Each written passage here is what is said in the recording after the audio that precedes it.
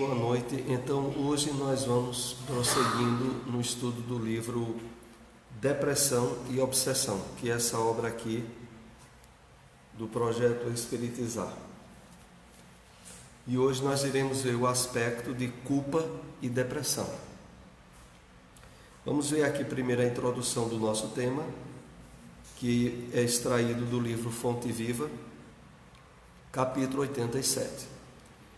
Vale-te da revelação com que a fé te beneficia e santifica o teu caminho, espalhando o bem. Lembra-te de que não és tu quem espera pela divina luz. É a divina luz, força do céu ao teu lado, que permanece esperando por ti. Vamos fazer aqui algumas reflexões sobre essa mensagem de Emmanuel. Então, outra vez, Emmanuel começa usando para nós o verbo no imperativo, de estar nos passando recomendações que devemos efetivar. Vale-te. De quê? Da revelação com que a fé, o conhecimento que a doutrina espírita nos dá da realidade espiritual e que se direciona para a mudança íntima e de comportamento nosso. Com a fé que te beneficia e santifica o teu caminho. Entendamos bem aqui, oportunamente já chegamos a dizer, mas voltamos, santifica aqui é a mesma coisa de espiritualiza o teu caminho. Começa a enxergar a vida, as situações, os propósitos e os objetivos da tua encarnação, percebendo pelo olhar do espírito imortal, pelo olhar espiritual pleno, espalhando o bem, é a consequência natural. Se de fato nós tivermos permitido que o novo entendimento da vida, que a doutrina espírita nos proporcionou, tenha ganho profundidade em nós, naturalmente nós passamos a ser instrumentos do bem, porque não há outra alternativa face à iluminação que esse conhecimento nos propicia. Lembra-te de que não és tu quem espera pela divina luz. É a divina luz, força do céu, ao teu lado, que permanece esperando por ti. Aqui é interessante essas duas últimas frases que trouxemos para o comentário, porque se refere ao seguinte fato, de que todas as possibilidades ideais para o êxito da nossa reencarnação já foram preparadas por Deus, pelas leis divinas. Basta que a gente dê o passo decisivo de nos tornarmos sensíveis a elas. É isso que Emmanuel diz quando usa essa linguagem. É a divina luz, força do céu ao teu lado que permanece esperando por ti. Ou seja, os ideais, os instrumentos e os propósitos que podem nos felicitar plenamente na atual reencarnação já estão prontos. A questão é nos abrirmos, nos sensibilizarmos através da intuição, das sugestões, das orientações que os bons espíritos, o nosso anjo guardião também nos dá, e coloquemos elas em prática. Essa é a questão. Vamos então iniciar o nosso tema, culpa e depressão. Vamos analisar o que é que um tem a ver com o outro e até que ponto esse fator ele é tão importante para percebermos e tomarmos também as medidas profiláticas necessárias para evitar de nos abrirmos às possibilidades de depressão, que, como já comentamos aqui, independe de religião, independe de situação financeira, independe de qualquer situação que nós estejamos temporariamente vivenciando. Qualquer um pode, face certas circunstâncias da vida, não tendo os mecanismos preventivos bem estabelecidos, entrar num processo de depressão. E os seus agravamentos como nós comentamos no final da última aula, que existem aqueles 3 principais estágios: a depressão moderada, a depressão média ou a depressão que vai acentuando-se, a depressão grave, onde a pessoa entra num nível de alinhamento completo à relação e às intervenções da própria vida em termos de isolamento. Mas vamos para o primeiro slide de hoje. Então começa dizendo o seguinte: a depressão é doença da alma, que se sente culpada e não poucas vezes carrega esse sentimento no inconsciente, em decorrência de comportamentos infelizes praticados na esteira das reencarnações, devendo, em consequência, ser tratado no cerne da sua origem.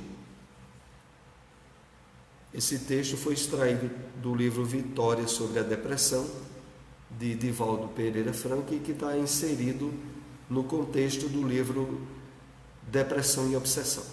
Vamos aqui fazer as nossas reflexões iniciais do tema culpa e depressão. Então, primeiro de tudo,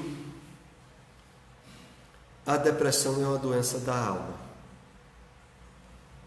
que se sente culpada e não poucas vezes carrega esse sentimento no inconsciente. Vamos entender como é isso. Todas as vezes que ao longo das nossas reencarnações nós escolhemos caminhos que nos chocaram com as leis divinas, isso provocou dor e sofrimento, às vezes imediatos, às vezes não. Então sabemos como é muito comum ter muitas pessoas atualmente, e em toda a história da humanidade foi assim, que, por exemplo, engana, trai, rouba, e não há efetivamente, em termos de justiça, nada que lhes alcance na presente encarnação. Mas nós sabemos que todas as atitudes graves que nós cometemos, que vão de encontro com as leis de Deus ou que prejudicam o nosso próximo, não se apagam, ficam na nossa consciência e querem ressarcimento, dependendo sobretudo do nosso nível evolutivo. Isso significa que muitas vezes nós trazemos, como atualmente ocorre, uma carga de situações que foram mal resolvidas no passado e que aguardam ou a possibilidade de se estornarem em cobranças e em sofrimentos ou em ações profundas no caminho do bem, que é o ideal e que resolve não só dificuldades do presente como do passado nosso.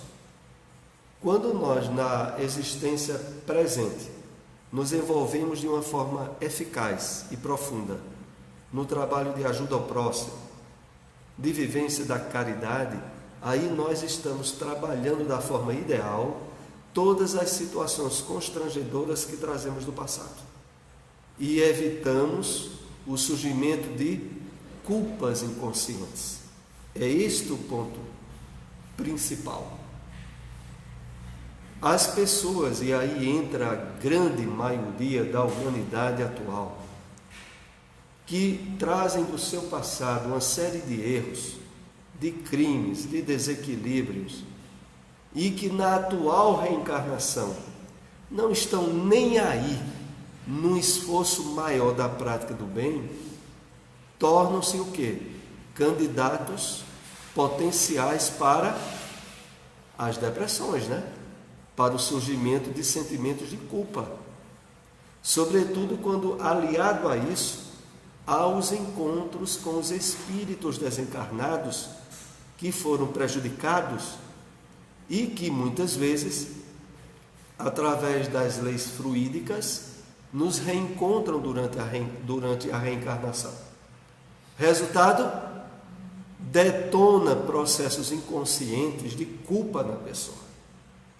É esse o ponto no qual há essa interferência muito grande entre influência espiritual e depressão.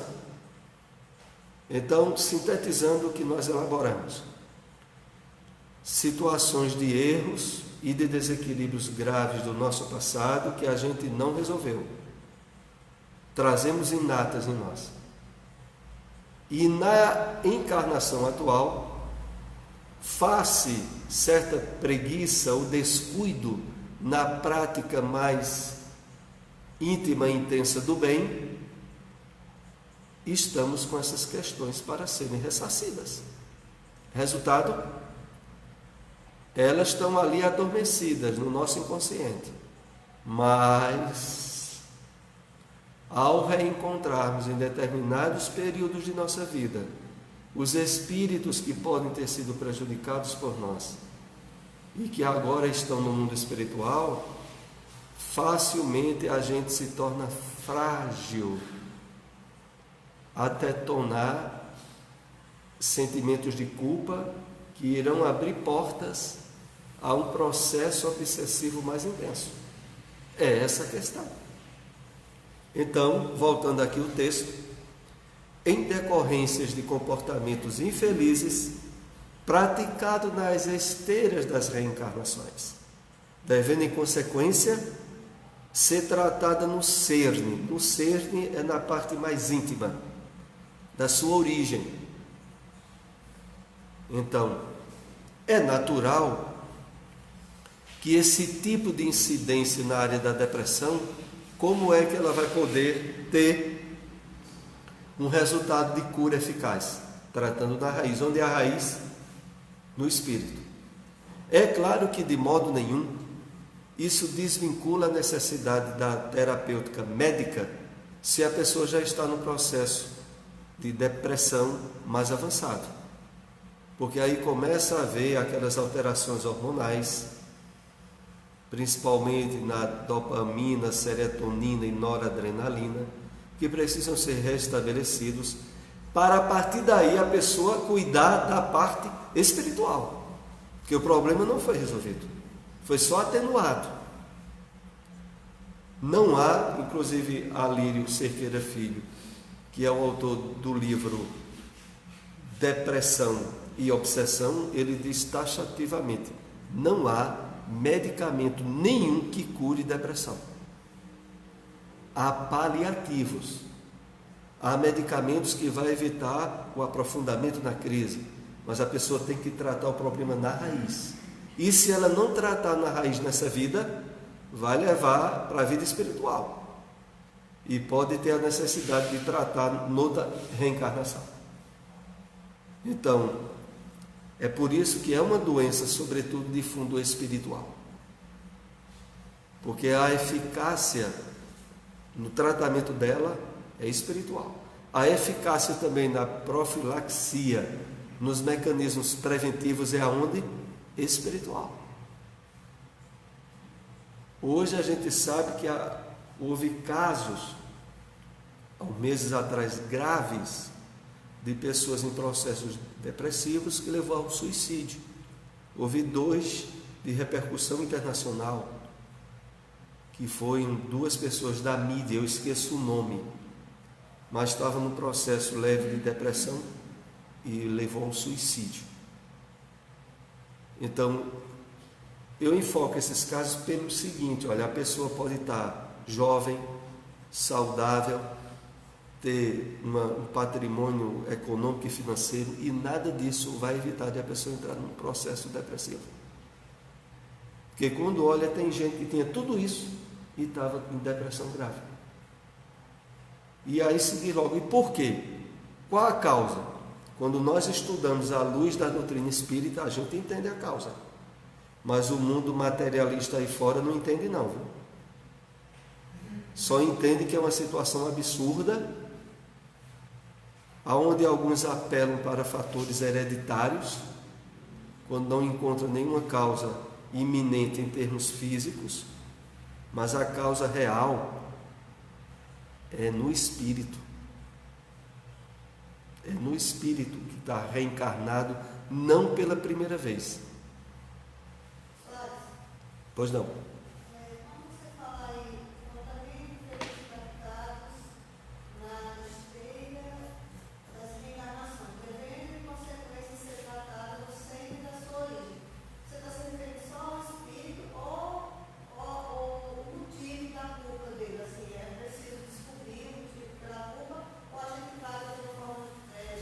Quando se diz que é no cerne de sua origem, é porque a pessoa, espiritualmente falando, ela vai ter que entrar no processo de renovação interior, de esforço da prática do bem, de, a partir das terapêuticas que há junto ao médico, recuperado um nível de relativo equilíbrio orgânico, ela tem que entrar no processo de renovação íntima. Porque só aí é que ela começa a trabalhar a cura real. Senão ela não vai curar-se da depressão. Além de todos os fatores que o desencadeiam, ao Espiritismo coube a nobre tarefa de demonstrar que também existem outras causas, as de natureza espiritual, contribuindo para o surgimento e manutenção da problemática na área da saúde, que se traduzem como transtornos obsessivos de grave incidência. Quando aqui fala, além de todos os fatores que a desencadeiam, é porque de ordem imediata, muitas vezes, é identificada a causa geradora da depressão, por exemplo, a morte de um ente querido, e que através do sentimento de tristeza, da aparente perda, a pessoa não admite aquilo, entra no processo de revolta e encaminha-se para a depressão. Em termos imediatos, qual foi a causa? A morte do ente querido. Mas a partir do momento que ela entra em depressão, ela vai se associar a espíritos que irão incidir sobre o estado de depressão dela e piorar mais ainda o quadro. É por isso que ou a depressão, em termos de origem, tem uma causa espiritual obsessiva, ou depois de instalada por uma causa emocional, psíquica, mais imediata, vai depois atrair espíritos que vão se associar à pessoa. Mas nunca vai haver alguém que tem depressão e só depressão, de não ter incidência ou ligado àquilo um processo obsessivo. Ou o processo é anterior ou é secundário, mas ele vai estar lá. No momento em que há toda uma desorganização hormonal e ganha um fundo de intensidade, o processo depressivo, as vibrações psíquicas, emocionais, espirituais da pessoa estarão chamando para junto dela espíritos que irão intensificar ainda mais o quadro de depressão. Gera-se o que a gente chama de um círculo vicioso.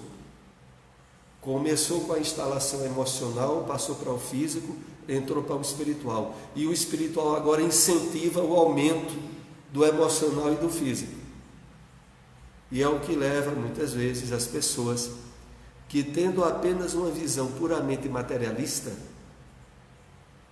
travarem qualquer ideia de cura efetiva.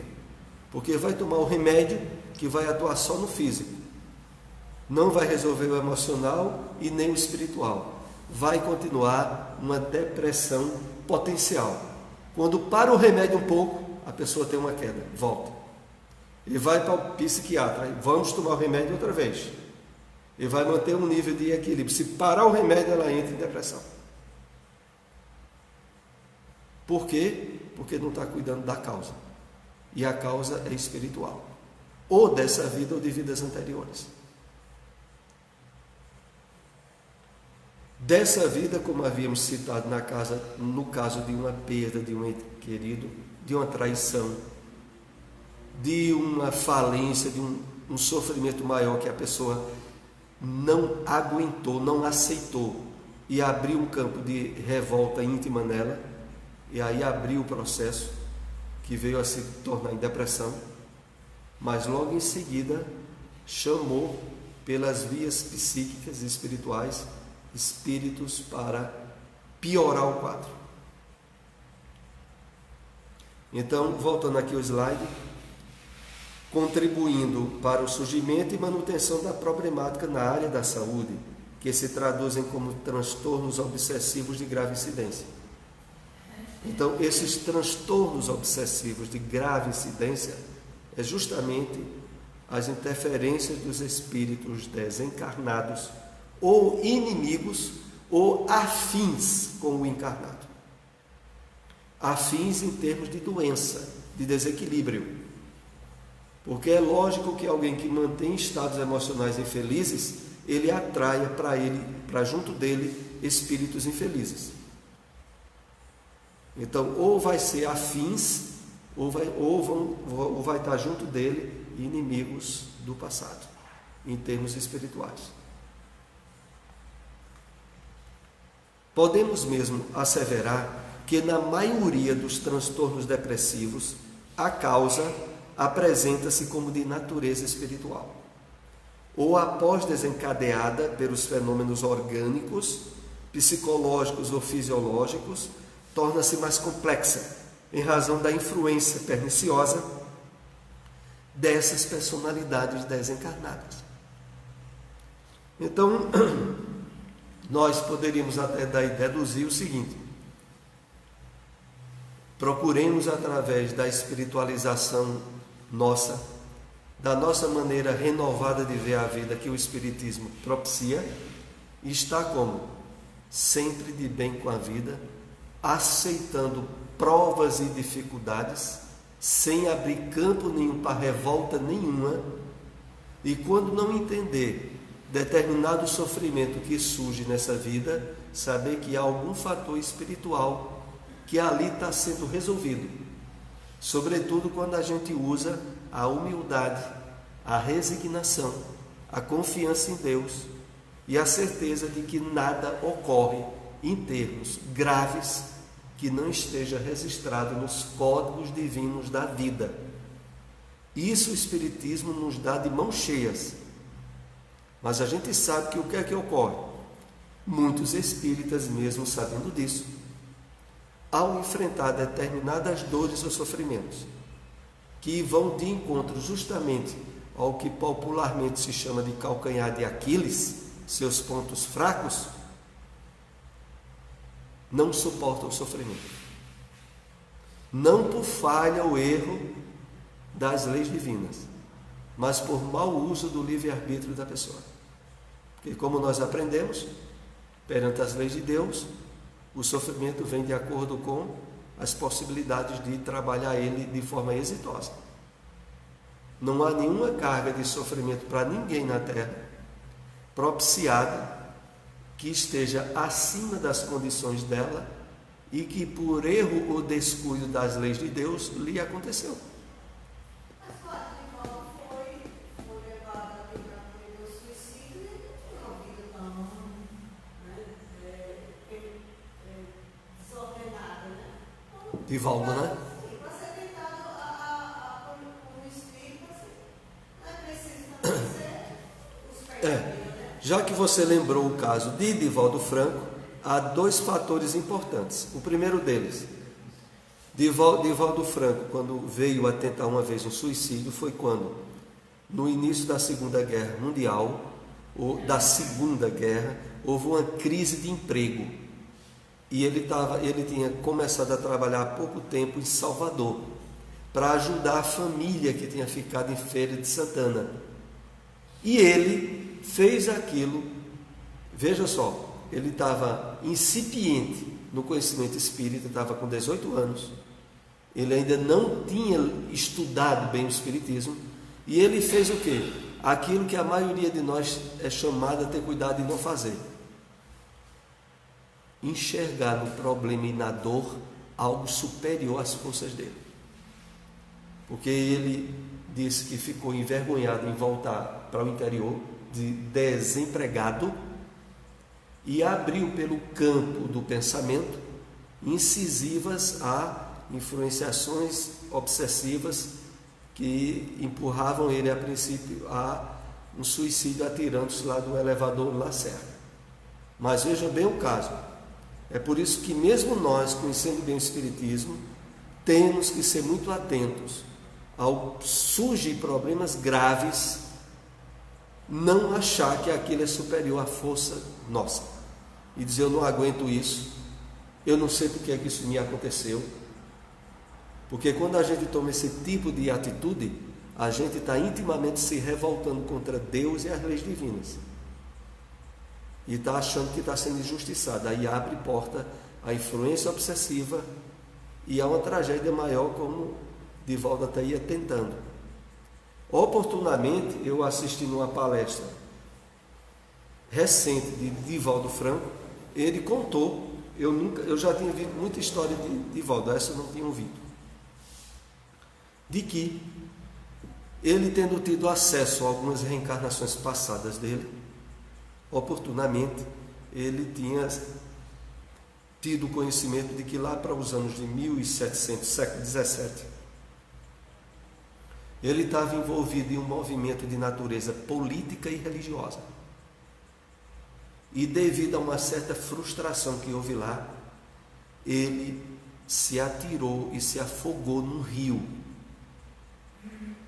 Então veja, ele tinha um suicídio lá para trás.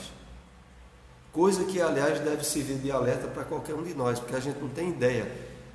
Olha, hoje em dia, na humanidade, me parece que anualmente há mais de 1 milhão de suicídios, segundo a Organização Mundial de Saúde. É uma quantidade absurda. Então, muitos de nós têm suicídios aí lá para trás. Não é só Ivone Pereira ou Divaldo Franco, não quer dizer, a gente é suscetível disso. Por isso é que os mecanismos preventivos que a doutrina espírita dá devem ser utilizados ao máximo. E os mecanismos preventivos são o quê? Aprofundamento no conhecimento, esforço na vivência, para que situações inesperadas não nos desequilibrem a ponto de a gente abrir portas a um processo depressivo, achando que está sofrendo o que não deveria sofrer. Então, há esses dois fatores ligados ao episódio de Divaldo Franco. E a gente sabe, como inclusive já foi comentado aqui, que é relativamente comum haver repetência de suicídio. Para a gente ter uma ideia de como espiritualmente nós somos difíceis. Que a pessoa comete o suicídio, sofre o pão que o diabo amassou. No mundo espiritual adquire convicção de nunca mais fazer isso. E quando está reencarnado, que passa por uma situação parecida, vai e começa a abrir o campo de tentação a querer se matar de novo. Que muitas vezes ocorre, os suicídios é por repetição. Vamos aqui para mais um slide. Havendo constatado essa psicogênese respeitável, que facilita o diagnóstico da problemática, o Espiritismo também oferece o grande contributo terapêutico para a sua solução, tendo como base os ensinamentos de Jesus Cristo. Então, o Espiritismo vai na psicogênese, nos fatores geradores no psiquismo para a depressão, e oferece também a terapêutica preventiva necessária, que está baseada nos ensinos do Evangelho de Jesus.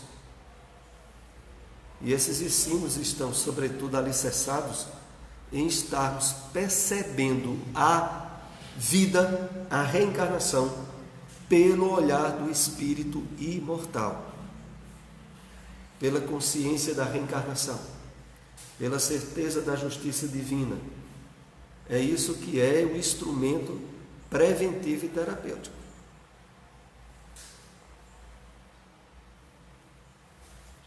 Nesse particular, o Espiritismo apresenta o seu conjunto e socorros. De início, o esclarecimento do paciente, a fim de que adquira consciência de responsabilidade, dispondo-se à recuperação a esforço pessoal. Depois, o empenho para conseguir a própria transformação moral para melhor.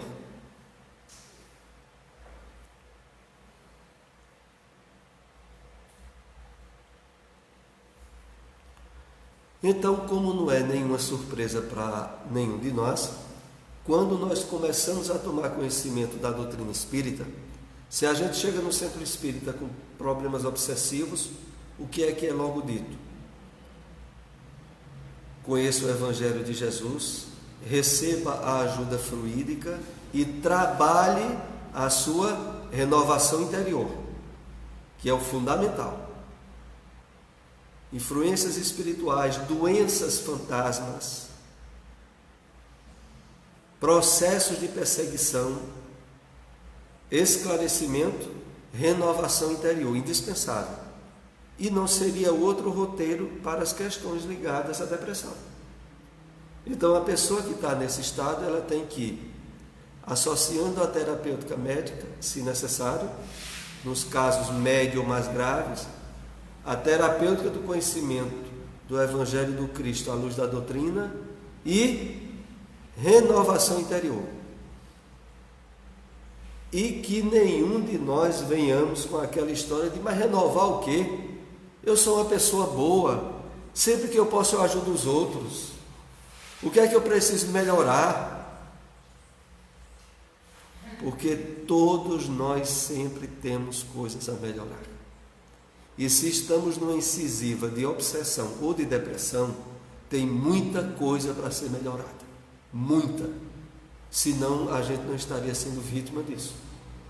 Então alguém que abriu portas à incisiva da depressão, tem muita coisa para trabalhar em si e para se melhorar na prática do bem. Senão isso não teria lhe ocorrido.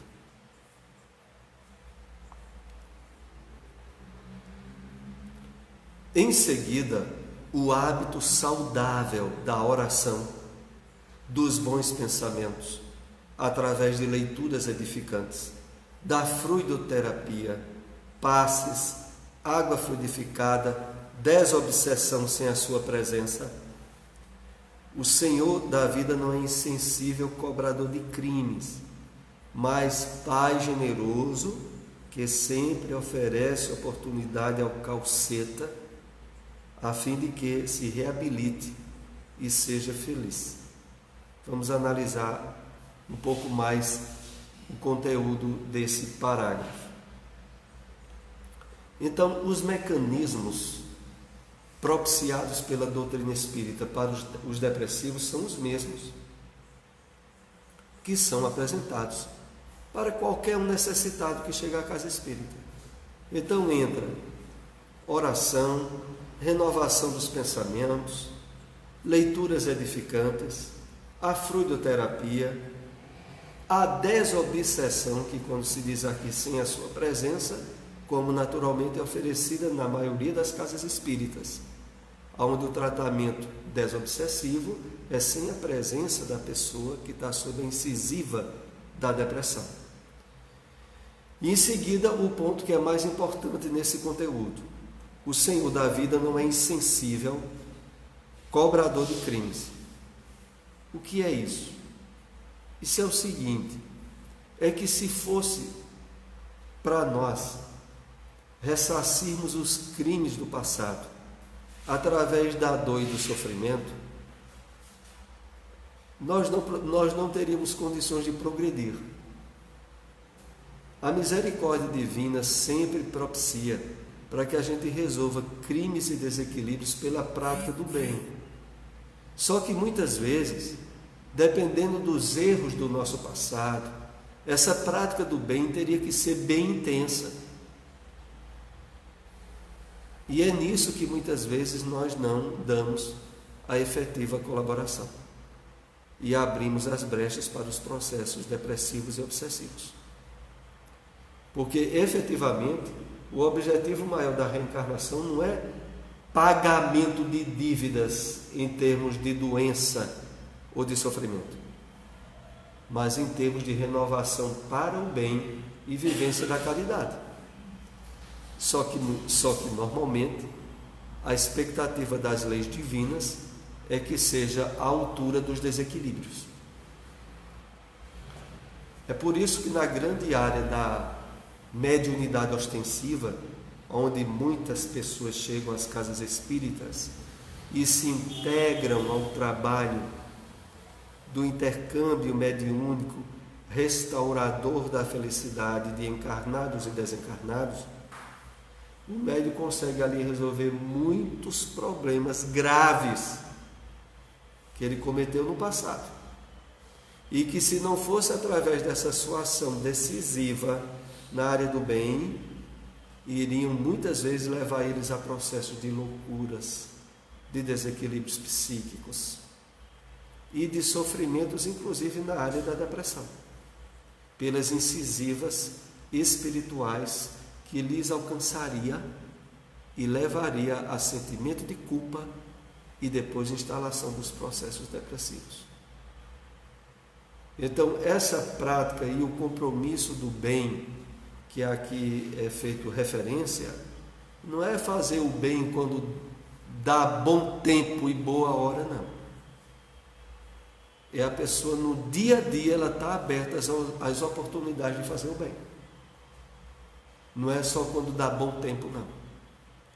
Porque tem muita gente que, mesmo tendo uma vida de cidadão equilibrado, cumpridor dos seus deveres, cumpridor dos seus deveres familiares, mas quando olha alguém nessa situação, quando olha, entrou num processo depressivo.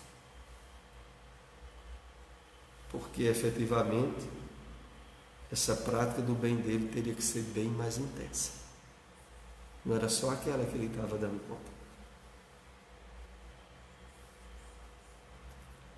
A depressão é caracterizada por um negativismo muito grande, que está associado a intenso sentimento de culpa, por ampliar esse estado num círculo vicioso.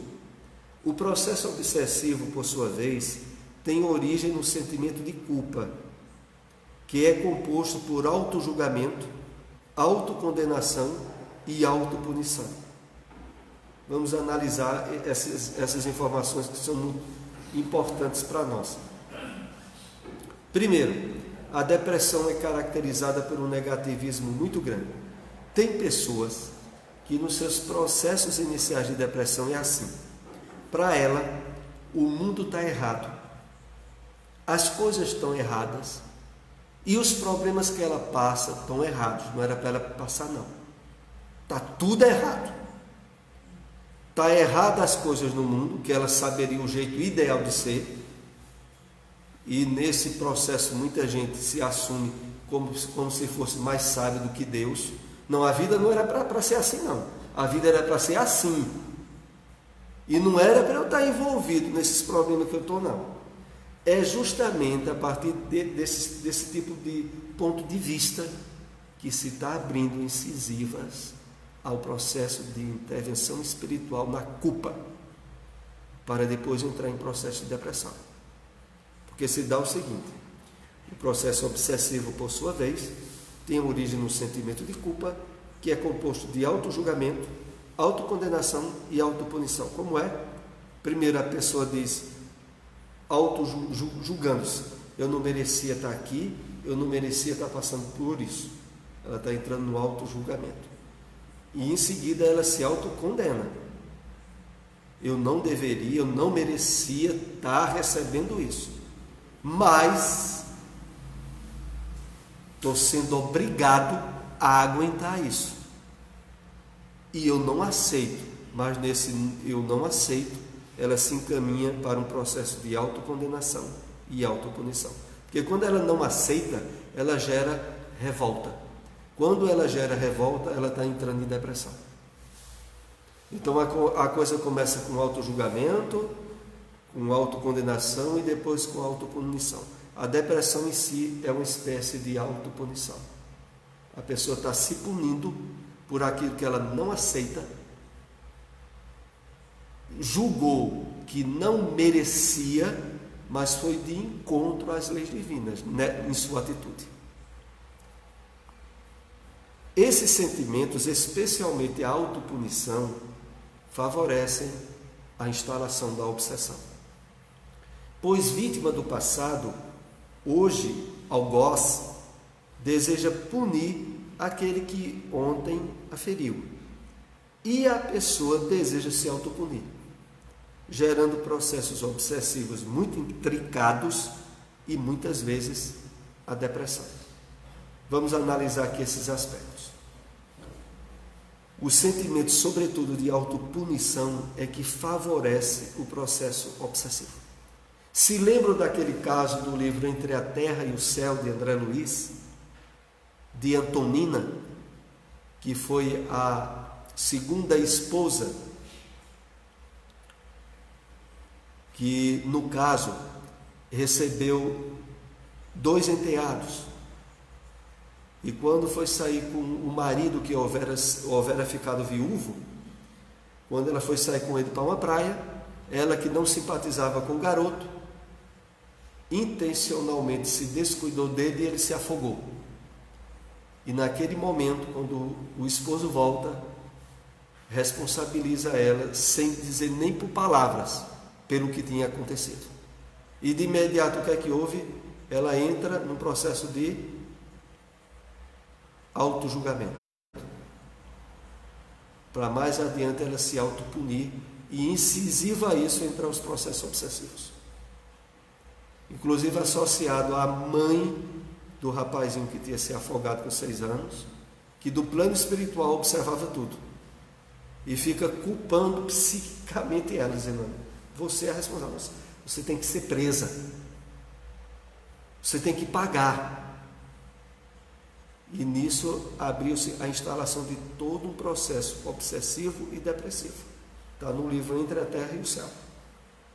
No caso, quando você citou aí no começo do estudo, pessoas que são jovens, uma posição social equilibrada, famoso e tudo mais, quando eles entram no processo depressivo, essa autopunição, porque assim, aparentemente eles têm tudo, né? É jovem, é famoso, é rico. É justamente. Íntimo, leva ele a essa autopunição. Nesse caso, então, essa tristeza não deveria ser assim, estudada tipo numa regressão para saber o motivo da tristeza, para que a vida deles está aparentemente correta assim, né? A questão toda é que os processos obsessivos que levam à depressão são sutis, são imperceptíveis. A pessoa não percebe que está tendo uma intromissão psíquica, que está mudando a sua forma de perceber as coisas, que está levando ele a um nível de tristeza sem razão e que mais adiante fomenta a depressão. Não há esse recurso porque é uma obsessão insidiosa, mais sutil. Quer dizer, a pessoa não percebe que a maneira dela entender as coisas, de perceber, está sendo manipulada. Ela está sendo manipulada e não percebe. À medida que o processo avança, ela perde um nível de discernimento, de perceber que não era assim que ela encarava a vida, mas agora passou a encarar. É por isso que as depressões chamadas simples e que não são perceptíveis têm uma repercussão e uma incidência desastrosa, porque paulatinamente a pessoa vai tendo o entendimento, a maneira de ver a vida alterada sem ela perceber. Quando menos se dá conta, ela está enxergando a vida com outros olhos. E daí para o processo depressivo é um passo. Então, no caso de Antonina, Otília, que era a mãe desencarnada, quer culpar. Antonina está pedindo para se culpar, porque se sentiu responsabilizada pela morte da criança. Foi o quê? A panela e a colher, e o texto, né? A pessoa quer se culpar e tem um espírito desencarnado que diz: exatamente, você tem que se culpar mesmo. Pronto. Para desalojar um processo obsessivo desse, que muitas vezes se instala assim, não é fácil não. E para quem é vítima perceber, menos ainda. Mas faz assim, que eu lembro do livro, ela fez um pensamento, no dia que ela foi, ela gerou um pensamento que queria, né, se afogasse. De certa forma, ela gerou aquele pensamento. Eu digo isso para uma amiga, certo? Que ela não se dava bem com o pai. Eu não sei se foi eu o destino. Ela pegou uma discussão com o pai, desejou, na discussão, se ela não queria alguém que desse um tiro. E no meio da discussão, passado alguns dias, aconteceu isso com o pai dela. Ela pirou. Porque ela disse que desejou o que aconteceu e ela achou que ela. Sem dúvida. Ela entrou num quadro semelhante ao de Antonina. É por isso que a gente tem que ter muito cuidado com o que pensa. E a doutrina espírita ela é muito responsabilizadora do pensamento em nós, né? Porque ela diz que o pensamento é matéria. Para o espírita, o pensamento é coisa tão real quanto um tijolo.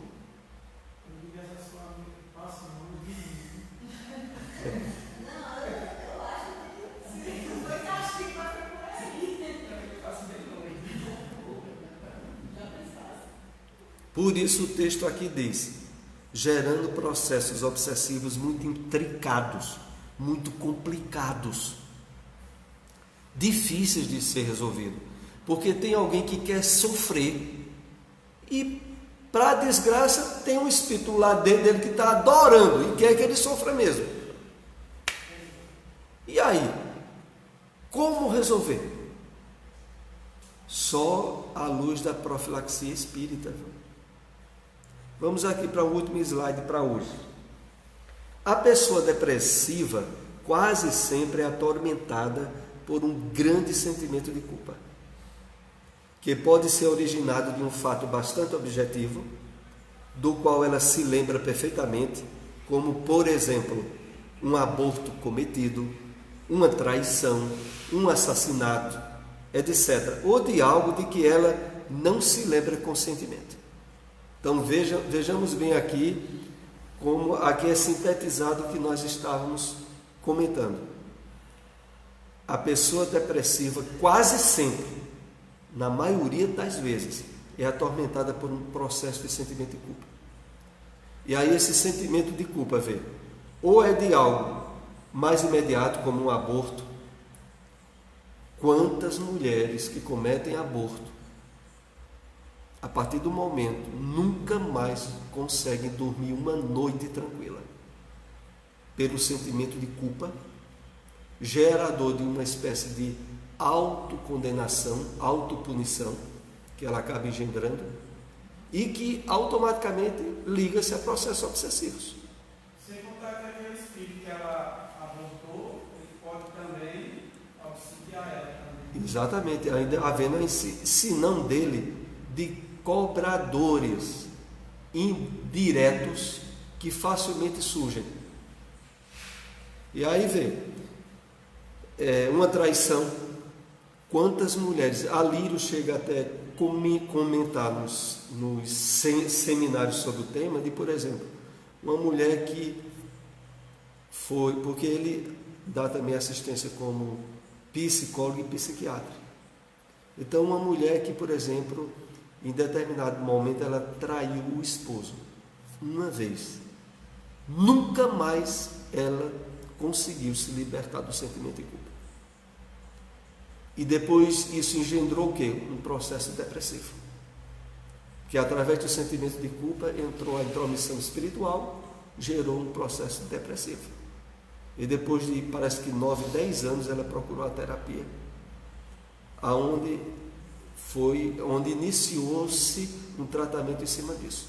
Mas ele conta, exemplo, outros casos de mulher que cometeu o aborto, e que daí cometeu um aborto, exemplo, no início da juventude, com 16 anos, e agora estava com 30, com o maior sentimento de culpa e com a maior dificuldade em dormir, já num quadro também ligado à depressão, que procurou assistência com ela.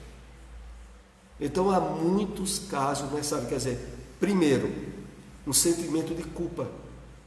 Ou é de algo imediato dessa vida, ou algo que ela nem se lembra conscientemente. É aí onde entram os processos depressivos. Mas assim, Pois não. tem pessoas que fazem as coisas, não parece que não sentem, né? Eu não sei se você já conheceu pessoas assim. Parece que faz, mas na cabeça da pessoa não está errado. Não lembra. Como se não tivesse culpa. Mas vive uma interna depressão. Você já conheceu gente assim? E existe. Eu conheço algumas pessoas assim. Parece que faz, mas parece que não fez errado. Existe até aqueles que, mesmo durante a encarnação, cometem crimes e têm uma consciência obnubilada, apagada, em termos de responsabilidade. Mas o registro do grave erro não se apagou. E que engendra, tanto no mundo espiritual quanto em encarnações futuras, desde processos de autoculpa, autopunição, a processos mais graves, como, exemplo, autismo, e consequências na área psiquiátrica. Por exemplo, autismo tem muito a ver com o espírito que não quis, no plano espiritual e nem na encarnação anterior, assumir a culpa de um erro grave. E aí chega o ponto de, noutra encarnação, a doença em termos psiquiátricos surgir, revelando de forma bem clara de que houve algo muito errado no passado e não foi resolvido. E o espírito agora está se cobrando. Oi? Uma situação dessa, onde o caso agrava-se a ponto de gerar um problema psiquiátrico, certo? Mais ou menos uns 4 anos, eu perdi uma amiga, ela se suicidou exatamente por isso. Começou, como você disse, né? Um processo simples, ela conseguiu mais emprego, depois ela começou a desenvolver toques, depois ela começou com esquizofrenia, e o caso foi se agravando, as pessoas foram se afastando. Ela chegou ao ponto, para sobreviver, ela vendia, ela vendeu, ela não queria ter outro. Até que veio a prefeitura e mudou tudo dela, ela ficou sem nada. Ficou numa situação em que aí começou a loucura, né? Ela quase matou a irmã, porque ela estava ralando vidro, e uma vizinha chegou para ela e disse: para minha irmã, vou matar ela. A vizinha foi para casa, né? Pensou que eu vou lá, e quando voltar, eu estava dando suco para a irmã com o vidro ralado na hora. Não, que ela fez isso.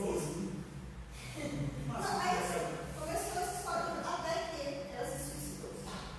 No caso desse, ela tem culpa no suicídio, ela vai ser uma suicida realmente? Ou isso aí foi influência espiritual e ela é amenizada? Todos esses casos, como diz os espíritos benfeitores, é realmente do fórum íntimo da consciência de cada um, porque vai haver sempre os fatores atenuantes e agravantes, desde as influências espirituais, há também o nível de orgulho e de egoísmo que o espírito teve quando abriu-se ao campo da culpa e mesmo da depressão, provenientes de certa revolta íntima. O problema todo, e aqui é importante ficar bem claro para nós, é que a gente não tem direito de ficar revoltado. A gente não tem esse direito, mas muitos acham que tem. Então você passa por problemas difíceis, situações inesperadas, mas você está na terra como aprendiz e está passando por situações que precisa passar. Se você começa a engendrar campo para revoltar-se e se contrariar, achando que não merecia isso, porque indiretamente a revolta é sutil.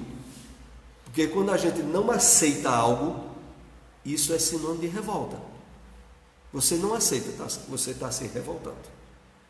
Isso significa que você acha que não deveria passar por isso. Isso é abertura aos processos depressivos. E a culpa é do espírito, a princípio, orgulhoso, egoísta e que acha que é até melhor ou igual a Deus, que a vida está muito errada, não era para ser assim, era para ser de outro jeito, e por isso ele não aceita, e como não aceita, se revolta. Então é esse o ponto delicado. Mas voltando aqui o texto ainda, de algo que ela não se lembra conscientemente.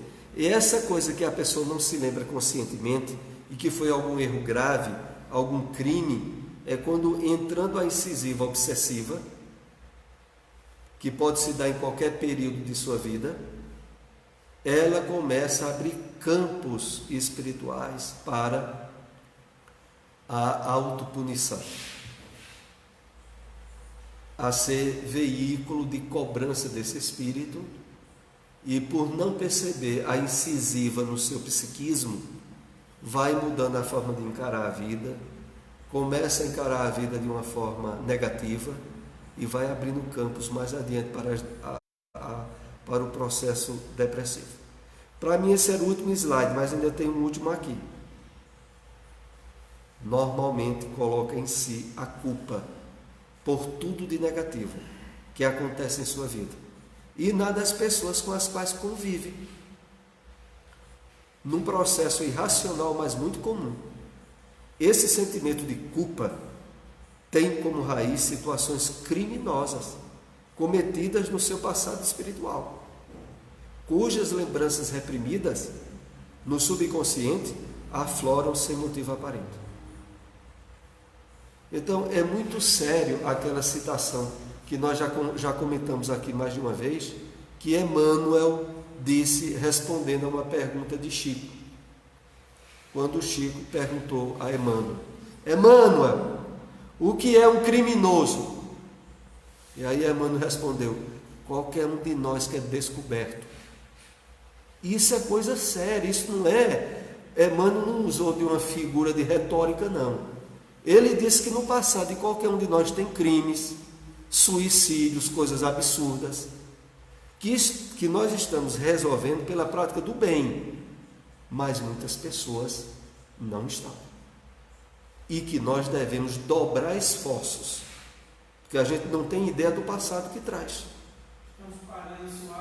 Então, esse passado muitas vezes emerge em cobranças quando a gente está desleixado na prática efetiva do bem.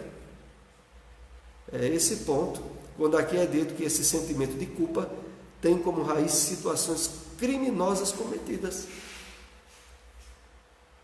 Aí, outros,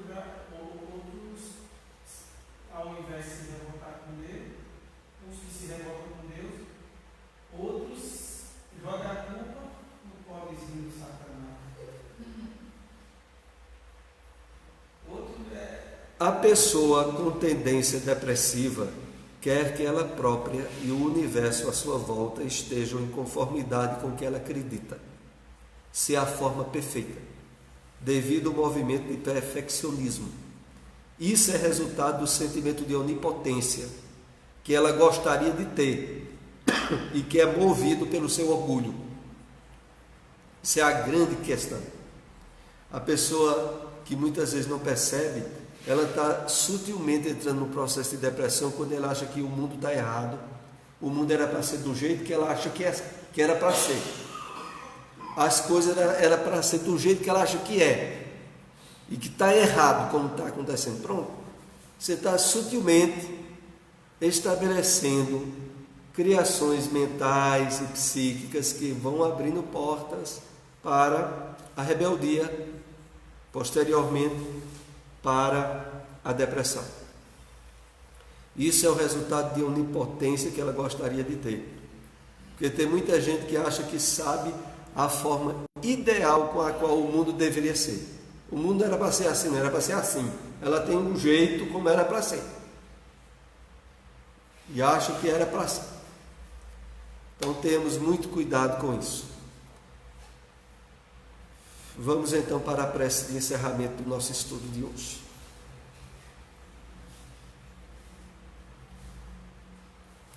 Vou pedir à nossa irmã Ivanice para fazer a prece por nós.